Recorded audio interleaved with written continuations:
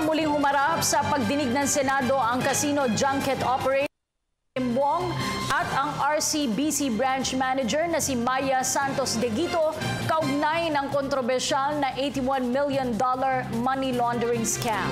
Dumalo rin sa naturang pagdinig ang mga pinuno ng PhilRem Service Corporation.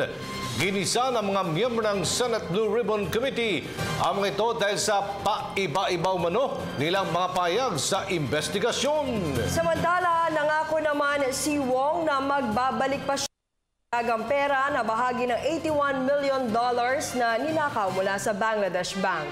Ang karagdagang detalye sa ulat ni Joy Gumatay. Ang maduming pera dapat ibalik, yan ang pinanindigan ni casino junket operator Kim Wong sa pagpapatuloy ng pagdinig ng Senado sa kontrobersyal na money laundering scheme. Binigyang diin ni Wong na ibabalik niya ang di niya inakalang maanumalyang 450 million pesos galing kay Gao sa loob ng 15 araw. Ang halagang ito ay liban pa sa naibalik na niyang $4.63 million o mahigit kumulang 214.2 million pesos noong nakaraang linggo at ang dagdag 38 million pesos naman noong Lunes. Mangungutang ko sa mga kaibigan ko, mga ibang shares of company ko para maayos ko po. Okay. So ito po yung permission nito, isasabit ko po sa committee niyo po.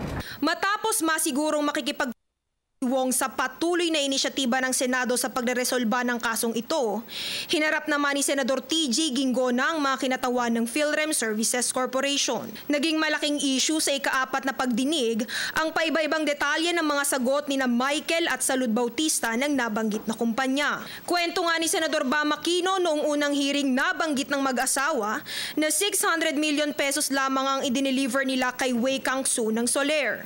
Ngunit noong ikalawang hearing, na ito ng $18 million.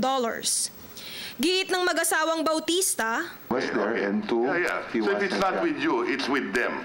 Yes, sir. It's not, there's no money with us except what we earn. patuloy ang naging interogasyon ng Senado sa mag-asawa, gayon rin sa RCBC branch manager na si Maya Deguito. Hindi nagawang dumalo ni Deguito noong ikatlong hearing, kaya hindi niya naipagtanggol ang sarili sa bintang na isa siya sa mga utak ng maanumalyang kaso. Kaya naman sa nilinaw niya na biktima lamang siya at hindi parte ng nasabing krimen.